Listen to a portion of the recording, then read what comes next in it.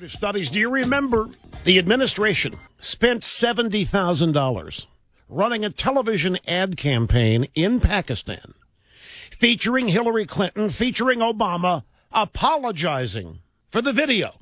Obama went to the UN and apologized to the world for the video. The producer of the video, a nobody. Nobody has any idea now who he is. Arrested at 1:30 in the morning. Plenty of cameras there and lights. On a bank fraud parole violation. $70,000 ad buy television. We played the audio for you from that ad. Where is Hillary Clinton? I haven't seen her. Nobody died in Watergate, let alone an ambassador. This is outrageous. It is unreal what has happened here. Knowingly blaming a video and insulting everybody's intelligence in thinking that people would buy this. And in the process, what was Obama actually doing? Exonerating terrorists. The terrorists who killed the ambassador, who attacked our embassy consulate in Benghazi, exonerated. Wasn't their fault. It was the video. You know why that is? Well, because Obama killed Osama, and then along with that, he killed Al-Qaeda. So Al-Qaeda couldn't have done this. It had to be the video because Obama, he killed Al-Qaeda. Obama's our hero. He's a dragon slayer. He got rid of the bad guys. There aren't any more terrorists. Terrorists just killed our ambassador and attacked our... No, video did that. From the administration press, the AP, Al-Qaeda making comeback in Iraq, officials say, right? On schedule. Obama proudly proclaims the war in Iraq over. We're out of there. It was an unjust and unnecessary war. And Al-Qaeda making a comeback in Iraq. Al-Qaeda making a comeback in Egypt. Al-Qaeda and the Taliban making comebacks in Afghanistan and Pakistan. And the President of the United States blames the American Constitution, the First Amendment. And a guy makes a video that was on YouTube in June. Here's the first of several montage sound bites about all of this.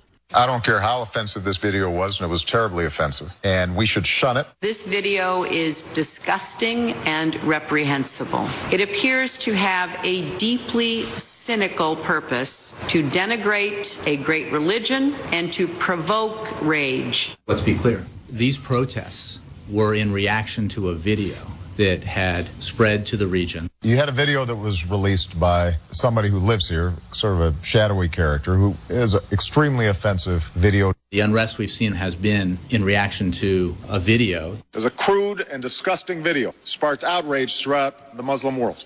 It was a spontaneous, not a premeditated response, a direct result of a heinous and offensive video. I know there are some who ask, why don't we just ban such a video? And the answer is enshrined in our laws. Our Constitution protects the right to practice free speech. In that montage, you heard President Obama, you heard Hillary Clinton, you heard Jay Carney, who has not been heard from in a week or two. No White House press briefings. You heard Susan Rice, who said it was spontaneous, not a premeditated. Wrong-o. State Department. Now, you might say, well, why is the State Department coming clean?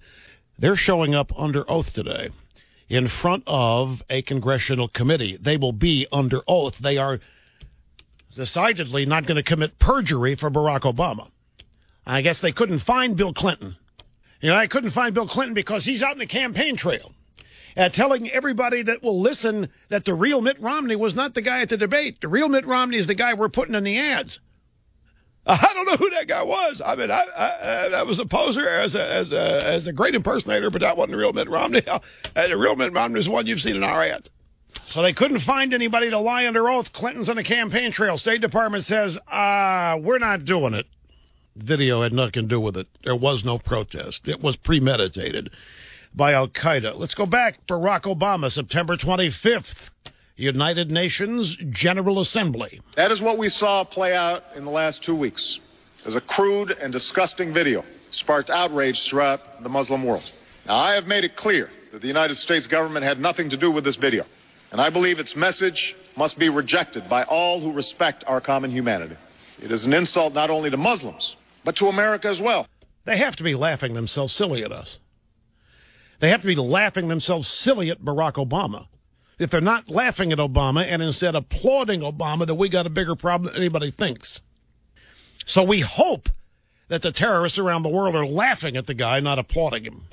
But, my friends, as Senator McCain liked, my friends, this is almost indescribable, the scope of this. This is a scandal. I mean, nothing happened in the Bush administration, and it approaches this. Watergate doesn't approach this. On and on and on, lying about a video arresting an American citizen. $70,000 ad buy in Pakistan to advertise the lie. Ladies and gentlemen, another reason that this scandal is so big and so important is because not only after the terror attack did they deflect blame to the maker of some video nobody saw and then arrest the guy without bail, keeping him in jail, and going on television and running ads and blaming the video for a week and sending everybody out. Fact of the matter is, there were threats. There was intel. There were a number of threats, terrorist activity, planned attacks against our consulate and the embassy in Libya. They were ignored by the administration.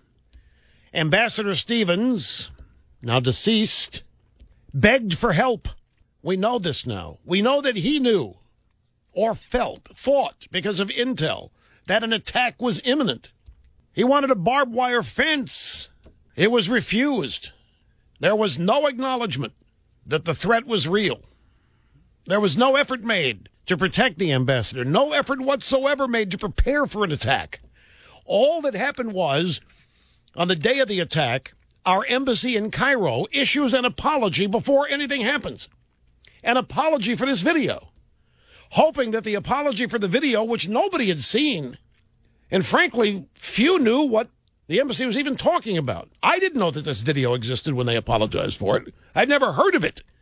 99.9% of people in the world had never heard of it. Yet they're apologizing for it, and we're told, well, we just want to make sure that they know that we're not the enemy, and we don't wish them any ill harm, and we don't want them to attack us. Right. Conflict Resolution 101. Express your guilt, and then say you're sorry, and then beg them not to do any more to you, and all they do is laugh at us. Now, the U.S. News and World Report is saying that there's a damage control meeting in the White House this afternoon between President Obama and Mrs. Clinton. The Washington Post story today, Benghazi attack may cloud Clinton's legacy.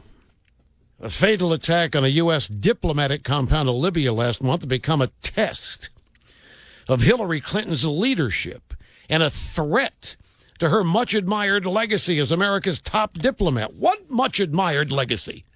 This woman is the biggest hype job I have ever encountered, next to Obama. From the smartest woman in the world. She's never done anything. Everything she's put her hand to has ended up being blown to smithereens or botched. Hillary Care, you name it. The way she handled the bimbo eruptions with Clinton. Vast right-wing conspiracy on Today Show. Now this? If she got time to meet with Obama, how come she didn't have time to go up and answer questions before the Congressional Committee today? Anyway, there's a damage control meeting. Big meeting. Obama and Hillary. And figure out what lie they're going to tell later today to explain all this. You got a rogue State Department saying it wasn't us, and it wasn't a video, and we never said it was a video. Robert Gibbs, the former White House spokesman, before the spokeskid Jay Carney. What was there somebody between Gibbs and Carney? Maybe not. It doesn't matter. Gibbs was the first one. Robert Gibbs is saying, well, Susan Rice, the ambassador to UN, went on all the Sunday shows. She wasn't lying. No. Susan Rice wasn't lying. She was relying on intelligence briefings. Now, here's what to bear in mind about that. The State Department is part of U.S. intelligence community. There's a State Department intelligence division called the Bureau of Intelligence and Research, the BIR. The BIR works closely with the CIA, the Directorate of National Intelligence, the National Security Council, especially on intelligence matters related directly to the U.S. diplomacy. Now, if the State Department is now saying they never put out any info saying the movie caused the attack in Libya, and that's what they're saying. There wasn't any video. We never said that. And they're also saying this was not spontaneous. There was no protest here that led to this.